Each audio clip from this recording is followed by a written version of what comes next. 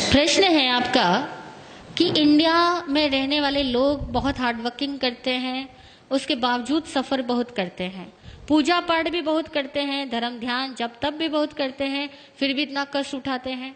और फॉरेन में रहने वाले लोग इतना कोई पूजा पाठ जब तब करते ही नहीं है और उनकी लाइफ कुछ इस टाइप की है कि वो बहुत कम कष्ट उठाते हैं और बहुत जल्दी सफलता पा लेते हैं।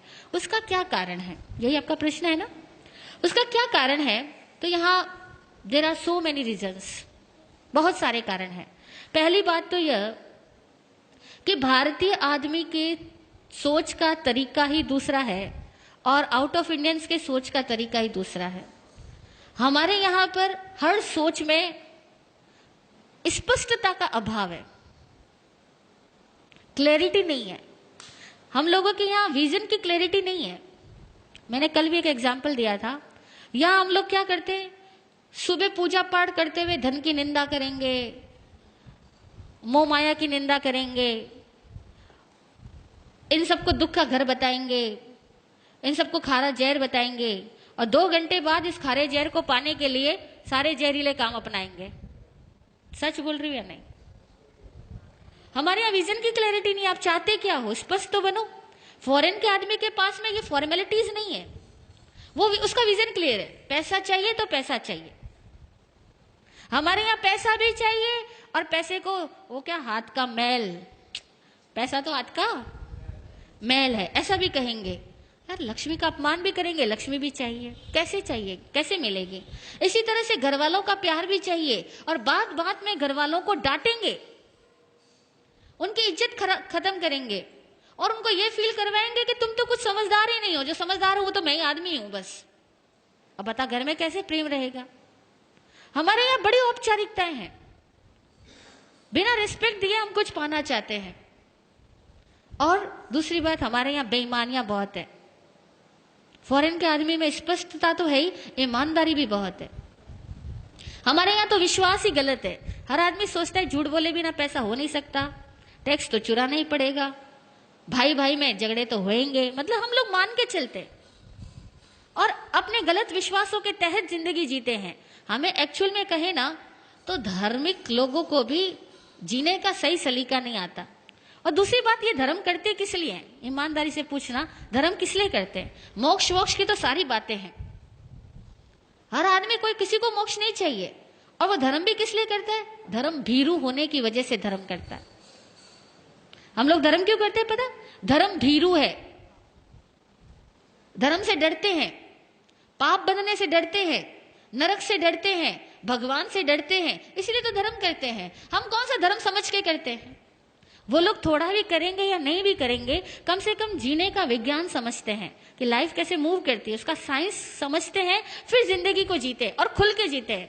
हमारे यहाँ तो हर चीज औपचारिक है। भूख लगी होगी ना, तब भी कोई कह भी देना कि खाना खा लो तो कहेंगे नहीं नहीं पेट भरा हुआ है, अभी घर से खा के आया। हाँ, नहीं बोलते?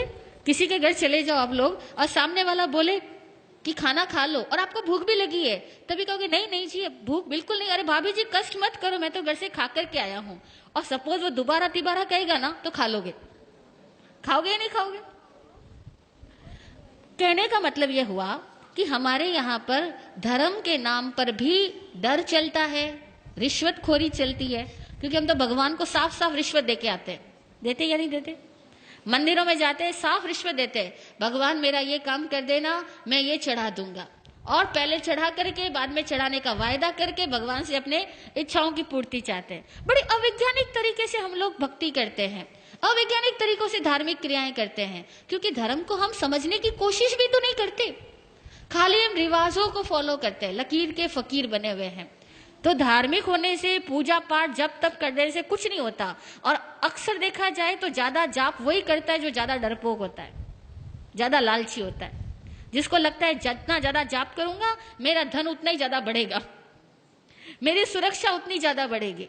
अक्सर लोग इसी वजह से जब तब ज्यादा करते हैं और इसलिए करते हैं कि थोड़ा भगवान खुश रहेगा तो मैं जितने पाप कर रहा हूं ना उसका फल मुझे कम देगा। हकीकत है, हम इंडियंस लोगों की सोच ही बड़ी अजीबोगरीब है। इसीलिए हम लोगों का जब तक सब देखा जाए ना तो बड़ा स्किन डीप भी नहीं होता। जरा सा कुछ घटना चेंज होगी ना, सब छूट जाने वाला है। कुछ घर में एक प्रतिकूलता हो गई तो कहोगे हे भगवान, हे कन्हैया, तेरे से तो मेरा विश्वास ही हट गया, तू मेरा कुछ भला नहीं करता। हम भगवान को भी सीधा तिरस्कृत करके आ जाएंगे, तूने मेरा क्या किया, मैंने इतने सालों तक तेरी पूजा की, तूने मेरा किया तो किया क्या। हम लोग कहाँ भक्ति करते हैं? भक्ति कोई हृदय की होती है? अब भक्ति ज्ञान से आए, भक्ति प्रेम से आए तो ये सवाल ही नहीं पैदा होगा। और दूसरी बात, इंडियंस लोग सफर इसलिए करते हैं क्योंकि यहाँ बहुत बड़ा तंत्र खराब है। केवल एक आध आदमी खराब नहीं है, पूरा सर्कल ही डिस्टर्ब है, पूरी व्यवस्थाएं खराब है, व्यवस्थाएं विकृत है, एक तंत्र खराब है। जब पूरा तंत्र खराब होता है ना, तो एक सही, जैसे समझो एक बगीचे के अंदर बहुत ज्यादा प्रदूषण हो, गंदगी इकट्ठी हो, और वहां पे आप गुलाब के पौधे लगाओ, तो बेचारे गुलाब के पौधे अगर 100 लगाए हो तो 90 तो वैसे ही सूख जाने, वो गंदगी उनको पनपने नहीं देगी, खिलने ही नहीं देगी। और 10 लग भी गए तो उनकी खुशबू नहीं फैलने देगी, क्योंकि 100 गंदगी के ढेर और 10 गुलाब के फूल रख दो तो खुशबू आएगी या बदबू आएगी। तो हमारी इंडिया में तो प्रॉब्लम यह है कि 100 तो गंदगी के ढेर लगे हैं और 10 गुलाब के फूल हैं। वो सच्चे धार्मिक कह दो या सही समझदार लोग कह दो, वो 100 में से 10 लोग मिल जाए तो बड़ी बात है, बाकी के सारे लोग केवल एक भेड़ चाल में अपनी जिंदगी पूरी करते हैं। इसीलिए इस इंडिया में तंत्र बिगड़ा हुआ होने की वजह से बहुत चीजें बिगड़ी हुई है। दूसरी बात, इंडिया के लोग ऑनेस्ट नहीं है, जितनी समझदारी की बातें हम जानते हैं ना, उसको फॉलो नहीं करते। आपने कितनी बार सुना सफाई रखनी, यत्न से काम करना, लेकिन अभी यहां भी खाना होगा ना तो भी लोग सफाई नहीं रखेंगे, यत्न से काम नहीं करेंगे।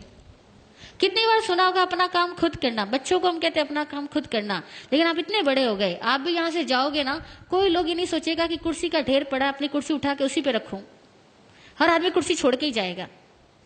और मैं इतनी बार यहाँ कह चुकी हूं, लेकिन मैं रोज देख रही हूं कि यहाँ कोई 1 या 2 आदमी मुश्किल से होता है जो अपनी कुर्सी व्यवस्थित रख के जाता है, बाकी सब ऐसे ही छोड़ के जाते हैं। We are not honest. यहाँ लिखा हुआ जूते वहां खोलना, लेकिन हर बार बाहर बैठे हुए आदमी को कहना पड़ता है कि जूते वहां खोलो, आंटी जी यहाँ मत खोलो। क्यों? मतलब छोटी मोटी बातें भी, मैनर्स की बातें भी हमारे पास में नहीं है, क्योंकि हम सारे लोग स्वच्छंदी है। शास्त्र में एक वर्ड आता है स्वच्छंदी, मनमानी करने वाला। हम सारे लोग इस तरह के हैं, हम सब अपनी मनमानी से जीना चाहते हैं, हमें डिसिप्लिन पसंद नहीं है। और कोई दूसरा हमें डिसिप्लिन में रहने को कह दे, उस आदमी से तो मुंह चिढ़ा लेते हैं, उस आदमी से तो अपनी दूरियां बनाना शुरू कर देते हैं, क्योंकि इसने मुझे कैसे कह दिया। हम वहां जाना ही बंद कर देंगे। ईमानदारी की बात है, ये हम साधु इसलिए आप हमें माफ कर रहे हो, बाकी कोई और आदमी आकर के आपको कुछ कह देना, अनुशासन के नियम यहाँ पर, आप कहोगे इस जगह जाना ही नहीं दोबारा। सच है। इसीलिए आसान नहीं है। इंडियंस लोगों को अपने आप को पहले ईमानदार बनाना होगा, अपनी सोच को वैज्ञानिक बनाना होगा, और अपने हर कार्य को सही तरीके से करने की कला सीखनी होगी। तब कहीं जाकर के इंडिया फॉरेन कंट्रीज के लोगों की तरह एक सुलझी हुई जिंदगी जी पाएगा। और कम से कम हमारे यहाँ साधु संत भी, सॉरी टू से, गुस्ताखी माफ, मिच्छामि दुक्कडम, साधु संत भी लोगों को जीने का सही तरीका नहीं बतला पाते हैं। वे भी लोगों को डराते हैं अथवा लालच से भरते हैं। और साधु संतों के कारण भी हमारे समाज की सभ्यताएं विकसित नहीं हो पाती। और ये भी एक बहुत बड़ा कारण है कि साधु संत खुद भी समझदार नहीं होने की वजह से इतनी सारी पब्लिक के लेवल को रेज नहीं कर पाते, और फिर जो वाकई समझदार लोग हैं वो साधु संतों के पास आना भी पसंद नहीं करते, नहीं पसंद करते। उसका कारण साधु संत स्वयं है। तो दुनिया में भारत में इतने ज्यादा सन्यासी है, इतने ज्यादा साधु लोग हैं, हर धर्म के अंदर, हिंदुओं में भी हजारों भरे पड़े हैं, जैनियों में भी भरे पड़े हैं, इतने साधु है।